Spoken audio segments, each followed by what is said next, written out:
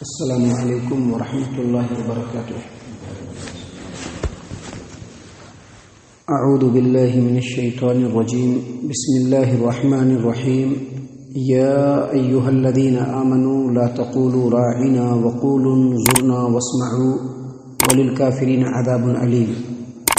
ما يود الذين كفروا من أهل الكتاب ولا المشركين أن ينزل عليكم من خير من ربكم والله يختص برحمته من يشاء والله ذو الفضل العظيم۔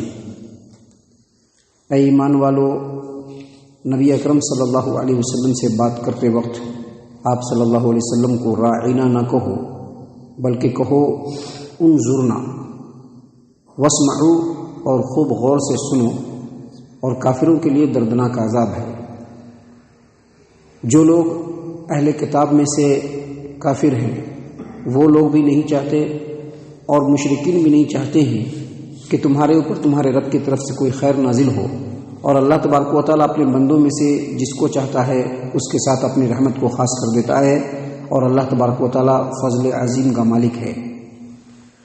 معزز سامعین کرام، سورۃ البقرہ سورہ نمبر 2، اسی صورت سے ابھی آپ کے سامنے آیت نمبر 104 105 تلاوت کی گئی، اور ان دونوں آیات کا ترجمہ بھی آپ کی خدمت میں پیش کیا گیا۔ اللہ تبارک و تعالیٰ نے فرمایا، پہلی آیت کریمہ آیت نمبر 104، یا ایھا الذین آمنوا لا تقولوا راعنا وقولوا انظرنا واسمعوا وللکافرین عذاب علیم۔ اے ایمان والو، نبی صلی اللہ علیہ وسلم سے راعنا مت کہو بلکہ انظرنا کہو، اور غور سے سنو، اور کافروں کے لیے دردناک عذاب ہے۔ اس آیت کریمہ میں اللہ تبارک و تعالیٰ نے مسلمانوں کو یہودی کفار و مشرکین کے قول و فعل کی مشابہت اختیار کرنے سے منع کیا ہے، یعنی جیسا وہ کرتے ہیں ویسا مت کرو، جیسا وہ بولتے ہیں ویسا مت بولو، جیسا ان کا لائف اسٹائل ہے ویسا مت اختیار کرو، جو ان کے عادات و اطوار ہیں، جو ان کا کلچر ہے، جو ان کی تہذیب ہے، وہ مت کرو، جو ان کے پرو و تہوار ہے اس کی طرح سے تم بھی پرو و تہوار مت کرو۔ یعنی یہود و نصارہ اور مشرکین کفار کی مشابہت اختیار کرنے سے اللہ تبارک و تعالیٰ نے اس آیت کریمہ میں منع کیا ہے۔ وہ اس طرح سے، یہ جو یہودی لوگ تھے، یہ لوگ جب پیارے رسول صلی اللہ علیہ وسلم سے بات کرنے کے لیے آتے تھے تو آپ صلی اللہ علیہ وسلم کی بے ادبی اور توہین کرنے کے لیے کچھ الفاظ کو انہوں نے خاص کر کے رکھا تھا۔ یعنی جب نبی صلی اللہ علیہ وسلم کے سامنے آتے تو اس طرح کے لفظ کو استعمال کرتے، ویسے الفاظ استعمال کرتے جس کا معنی تو کچھ اور ہوتا تھا، لیکن تھوڑا سا زبان کو بل دے دیتے تھے تو اس کا معنی کچھ اور ہو جاتا تھا، اور دل میں ان کی یہ بات ہوتی تھی کہ رسول اللہ صلی اللہ علیہ وسلم کی ہم توہین کر رہے ہیں۔ مثال کے طور پر نبی صلی اللہ علیہ وسلم کے سامنے آتے تو کہتے راعنا، راعنا۔ یہ راعنا جو ہے اس کا مطلب ہوتا ہے ہمارا خیال کیجیے، ہمارا لحاظ کیجیے، اور اس کا جو اصل عربی کے اندر جو لفظ ہے وہ رعا، اس کا مادہ۔ لیکن یہ لوگ نیت میں کیا لیتے تھے؟ رعونت، جس کا مطلب کیا ہوتا ہے؟ اس کا مطلب ہوتا ہے بے وقوف، حقیر، احمق، اور تھوڑا زبان کو بل کھا دیتے تھے۔ جیسا کہ اللہ تبارک و تعالیٰ نے قرآن کریم کے اندر یہاں پر سورہ نساء آیت نمبر 46 میں بیان فرمایا، من الذین ہادوا یحرفون الکلم عن مواضعہ۔ یہودیوں میں سے بعض لوگ ایسے ہیں جو الفاظ کو اس کی جگہ سے بدل دیتے ہیں، الفاظ کو اس کی جگہ سے بدل دیتے ہیں۔ اللہ تبارک و تعالیٰ نے آگے فرمایا، وَيَقُولُونَ سَمِعْنَا وَعَصَيْنَا وَاسْمَعْ غَيْرَ مُسْمَعٍ وَرَاعِنَا لَيًّا بِأَلْسِنَتِهِمْ وَطَعْنًا فِي الدِّينِ۔ اپنی زبان کو تھوڑا ٹیڑھا کرتے ہوئے، زبان میں تھوڑا بل دیتے ہوئے، سچے دین میں طعن و تشنیع کرتے ہوئے وہ لوگ نبی صلی اللہ علیہ وسلم کے سامنے کیا کہتے؟ سمعنا وعصینا، ہم نے سنا اور ہم نے نافرمانی کی۔ واسمع غیر مسمع، آپ ہماری بات سنیے اور آپ کی بات سننے کے لائق بھی نہیں ہے۔ وراعنا، اور کیا کہتے تھے؟ وراعنا۔ محترم سامعین کرام، اللہ تبارک و تعالیٰ نے آگے فرمایا، ولو انہم قالوا سمعنا واطعنا۔ اگر وہ لوگ نبی صلی اللہ علیہ وسلم کے سامنے کہتے کہ ہم نے سنا اور ہم نے اطاعت کیا، واسمع وانظرنا، اور ہماری بات سنیے، ہمارا خیال کیجیے، اگر ایسے الفاظ استعمال کرتے لکان خیر لہم واقوم، تو یہ الفاظ ان کے لیے بہتر بھی ہوتے اور ان کے لیے مناسب بھی، لیکن اللہ تبارک و تعالیٰ نے ان کے کفر کی وجہ سے ان کے اوپر لعنت کر دیا ہے، جس کی وجہ سے وہ بہت کم ایمان لاتے ہیں۔ محترم سامعین کرام، یہ جو آیت کریمہ ہے اس میں اللہ تبارک و تعالیٰ نے کھلم کھلا منع کیا ہے کہ یہ جو کفار و مشرکین ہیں اور یہ جو یہود ہیں، ان کی کسی بھی چیز میں آپ کو مشابہت اختیار نہیں کرنی ہے۔ اگر یہ کوئی لفظ استعمال بھی کرتے ہیں تو آپ کو وہ لفظ استعمال نہیں کرنا ہے۔ مثال کے طور پر یہ جو یہودی تھے، آپ صلی اللہ علیہ وسلم کے پاس اور مسلمانوں کے پاس جب آتے اور سلام کرنا ہوتا تو السلام علیکم کے بجائے السلام علیکم کہتے تھے۔ السلام علیکم کا مطلب کیا ہوتا ہے؟ تم پر سلامتی ہو، اور السلام علیکم کا مطلب کیا ہوتا ہے؟ تم پر موت آئے۔ اسی لیے نبی صلی اللہ علیہ وسلم نے کہا کہ جب یہ تم کو سلام کرے تو کیا کہو؟ وعلیکم کہو، بس وعلیکم السلام کہنے کی ضرورت نہیں ہے، وعلیکم السلام کہنے کی ضرورت نہیں ہے۔ اور پیارے رسول صلی اللہ علیہ وسلم نے یہ بھی بتلایا ہے کہ اگر یہ یہود و نصارہ اور مشرکین تمہارے خلاف بد دعا کریں تو اللہ تعالیٰ ان کی بد دعا کو قبول نہیں کرے گا، لیکن اگر تم ان کے خلاف لعنت اور بد دعا کرو تو اللہ اس کو ضرور قبول کر لے گا۔ لہذا اللہ کے رسول صلی اللہ علیہ وسلم نے بھی اور نبی صلی اللہ علیہ وسلم اور نبی اللہ تبارک و تعالیٰ نے بھی مشرکوں، یہودیوں اور اس طرح کے جو لوگ ہیں ان کی مشابہت اختیار کرنے سے، ان کے قول و فعل کے حساب سے اپنا قول و فعل بنانے سے بالکل منع کیا ہے۔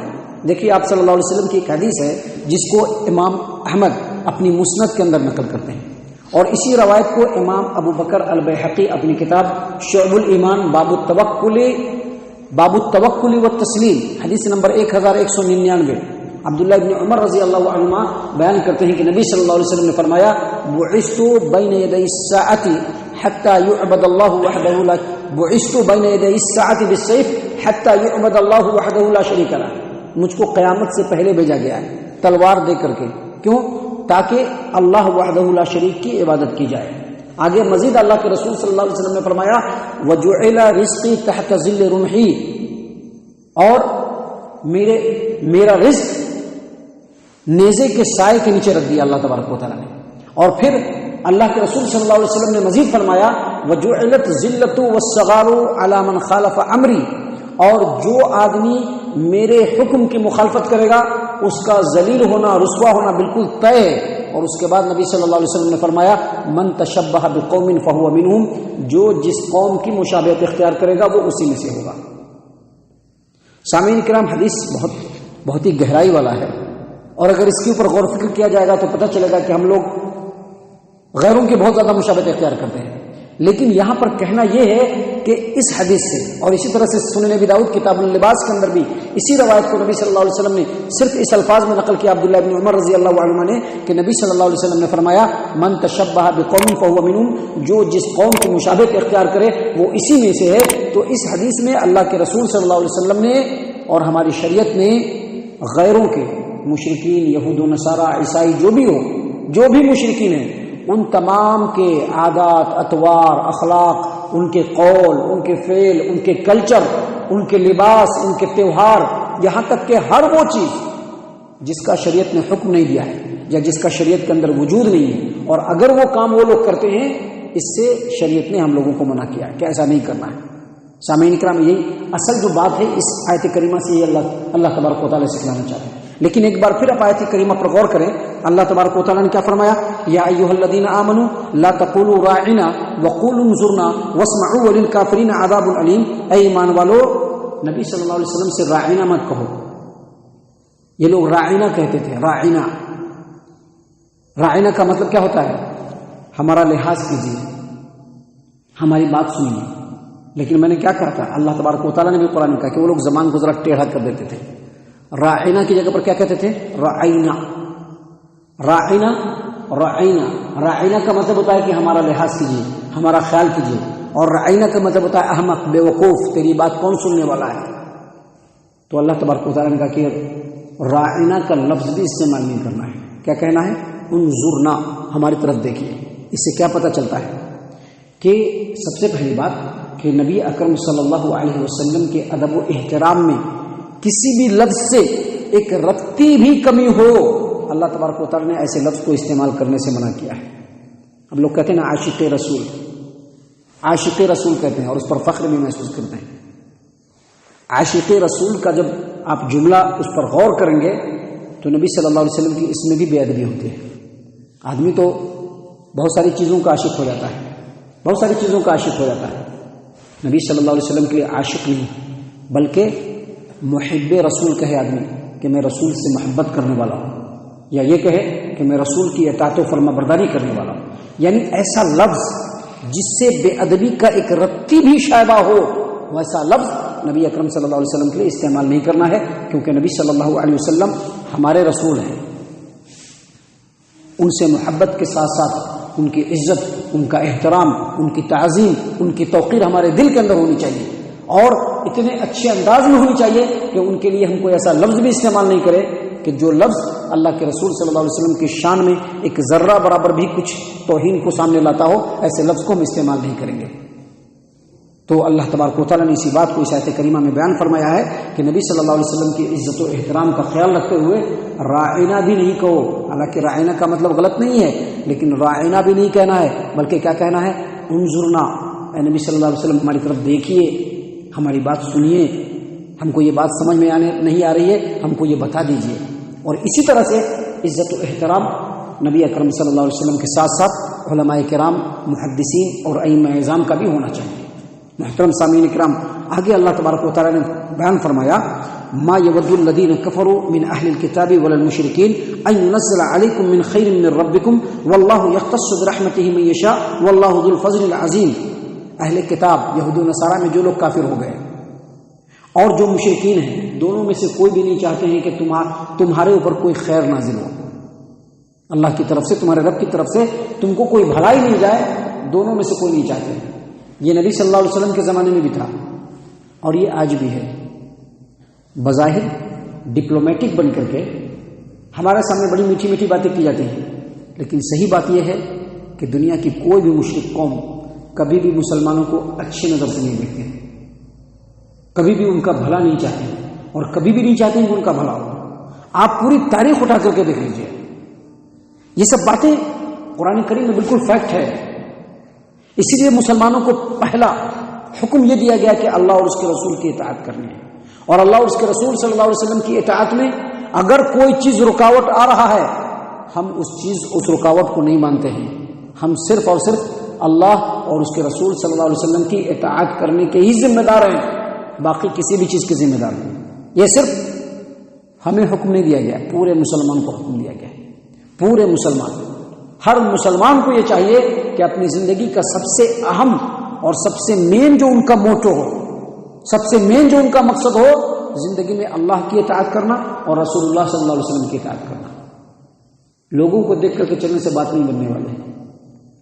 اب یہ مشرک چاہے کوئی بھی ہو، کسی بھی طبقے سے تعلق رکھتا ہو، کوئی بھی مشرک ہو، نہیں چاہے گا کہ جو مسلمان ہیں، جو کتاب و سنت کے متبعین ہیں، ان کو کوئی خیر ملے، کسی بھی طرح کا خیر ان کے رب کی طرف سے نازل نہیں ہو۔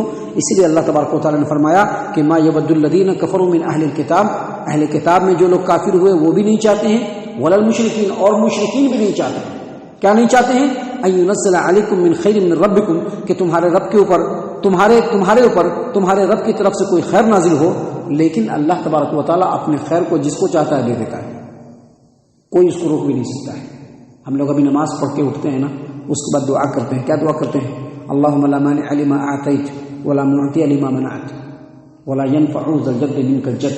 اس کا مطلب کیا ہے؟ اس کا مطلب یہ ہے لا مانع لما اعطیت، رب اگر تو دینا چاہے تو کوئی روک نہیں سکتا ہے، اے میرے اللہ اگر تو دینا چاہے تو کوئی روک نہیں سکتا ہے، ولا معطی لما منعت، اور اگر تو روک لے تو کوئی دے نہیں سکتا ہے، اور کسی کا نصیب مجھ کو فائدہ نہیں پہنچا سکتا ہے۔ تو اللہ تبارک و تعالیٰ فرماتے ہیں کہ واللہ یختص برحمتہ من یشاء، اللہ اپنی رحمت کو جس کو چاہتا ہے دیتا ہے، کوئی اس کو روک نہیں سکتا ہے۔ واللہ ذو الفضل العظیم، اور اللہ تبارک و تعالیٰ فضل عظیم کا مالک ہے۔ یہاں پر اس آیت کریمہ کے ذریعے سے اللہ یہ بتانا چاہ رہا ہے کہ دینے والا اللہ ہے، چاہے عزت ہو، چاہے مرتبہ ہو، چاہے مقام ہو، چاہے روزی ہو، چاہے موت ہو، دینے والا اللہ ہے۔ اللہ جب دینے والا ہے تو لوگوں کے سامنے جھک کر کے لوگوں کی طریقے سے طریقہ اختیار کرنا، یہ مسلمانوں کے شایع نشانی ہے۔ مسلمان کے شایع نشان یہی ہے کہ وہ اللہ اور اس کے رسول کی اطاعت کرے، اور نبی اکرم صلی اللہ علیہ وسلم کی تعظیم و تکریم اپنی زبان سے بھی کرے، اور آپ صلی اللہ علیہ وسلم کی اطاعت و فرما برداری کر کے آپ صلی اللہ علیہ وسلم کی تعظیم و تکریم کریں۔